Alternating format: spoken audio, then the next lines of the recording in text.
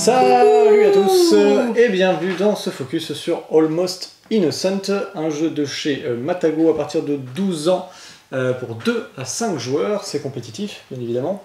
Non, c'est coopératif. C'est un jeu coopératif, bien sûr. Donc pour 2 à 5 joueurs, c'est des parties d'environ 30 minutes. Ouais. Voilà. C'est un jeu de, alors je vais prendre ma fiche, tu me l'as mise là, Philippe Attali. Illustré magnifiquement par Satoshi Matsuura. Vous le reconnaîtrez peut-être, il a déjà illustré Hidden Leaders. Tout à fait. Le même studio. Chez le studio.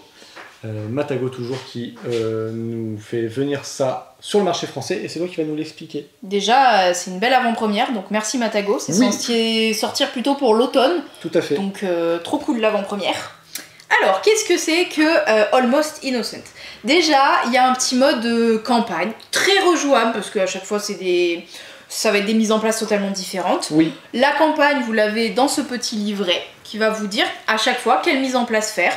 Donc il est conseillé bien évidemment de commencer par acte 1, scénario 1, et de monter comme ça, puisqu'à chaque scénario, vous rajouterez des nouvelles mécaniques qui vont complexifier le jeu, sachant qu'en plus, chaque scénario va pouvoir avoir 3 niveaux de difficulté, un facile, moyen, difficile.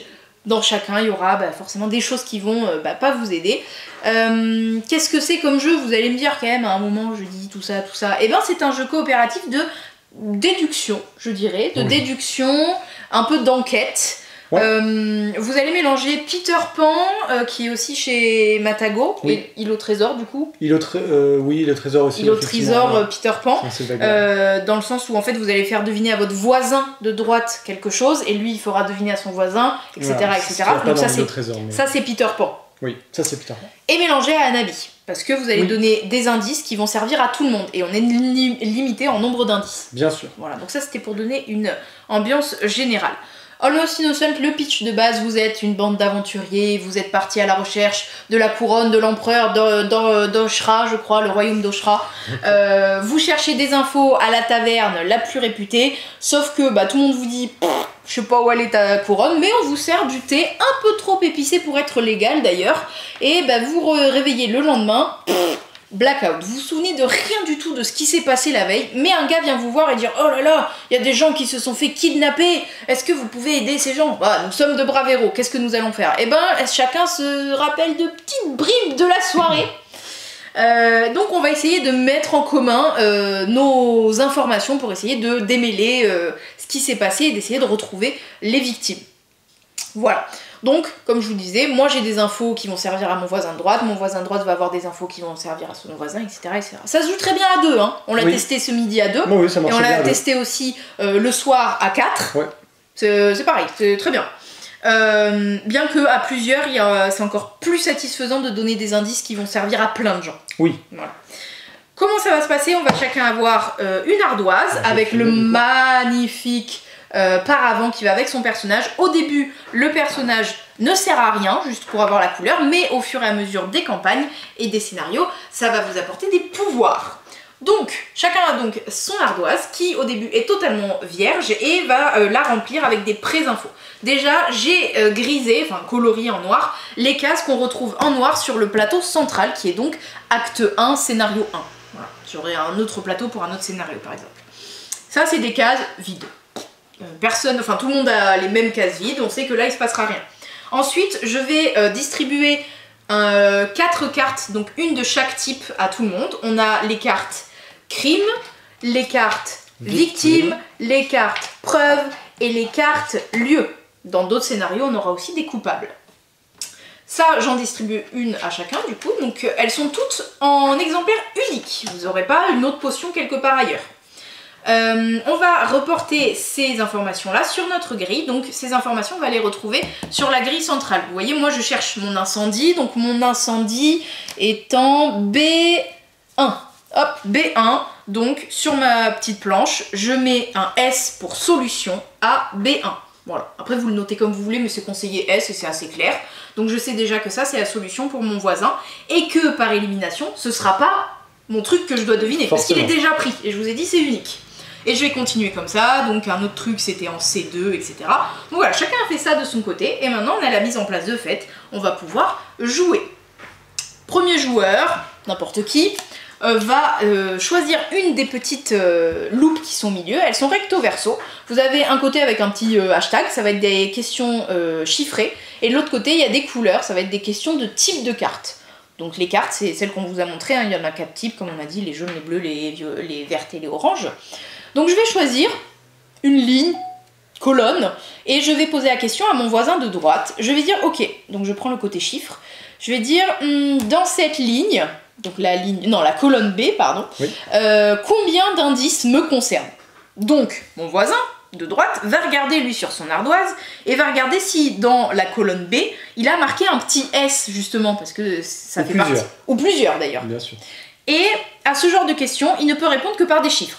Il peut dire soit 0, soit jusqu'à, le max, je crois, c'est ici 4, parce que dans cette colonne-là, il y en a 4. Mais non, oui, non, parce qu'il y a 2 crimes, donc en fait, ce serait 3 maximum, quoi. Forcément. Ouais.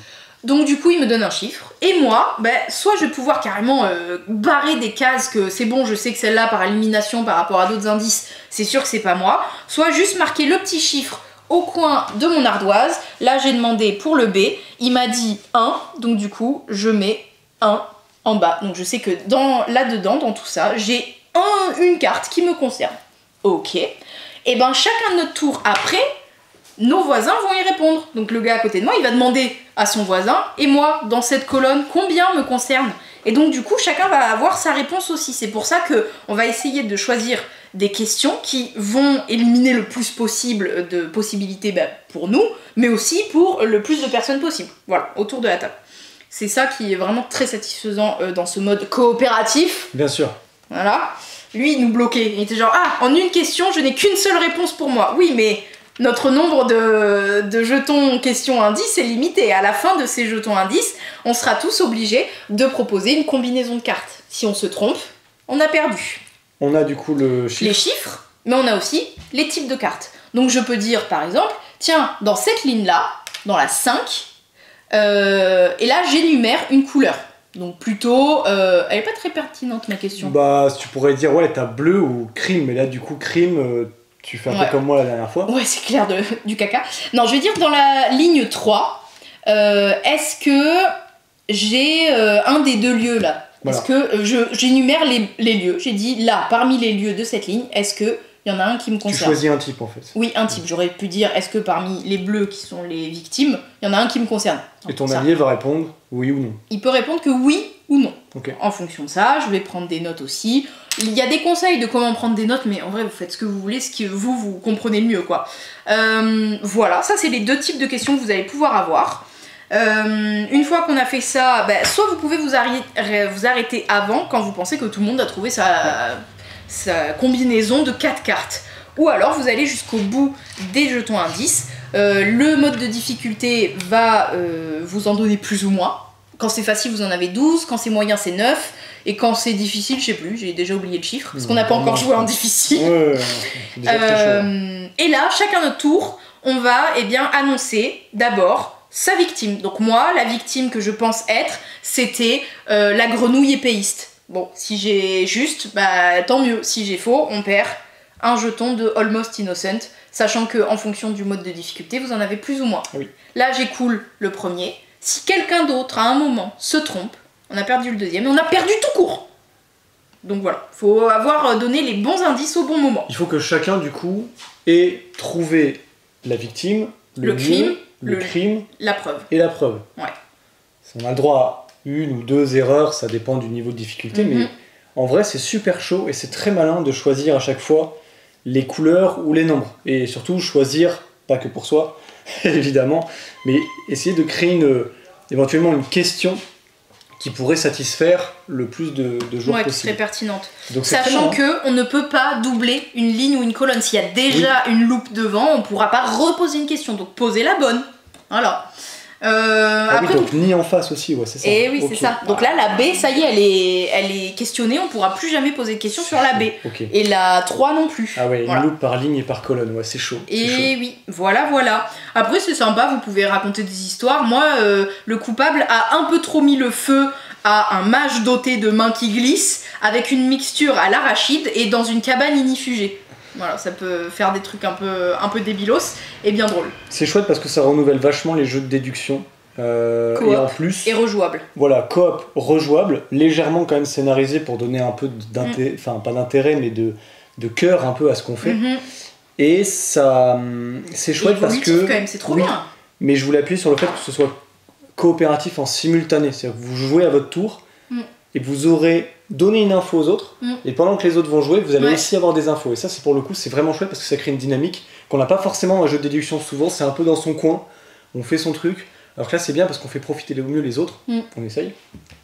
Donc c'est très cool, moi j'aime beaucoup, ouais. Je trouve que c'est un bon jeu de déduction au final et d'enquête.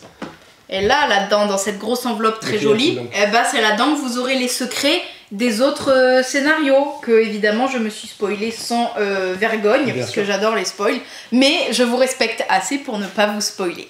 Mais voilà, vous allez avoir plein d'histoires et la campagne aussi évolue. Scénario 2, il se passera la suite de votre enquête. Qu'est-ce qui se passe? Vous rencontrez une souris serviable. Il faudra attendre fin d'année pour savoir. Bah ouais, automne.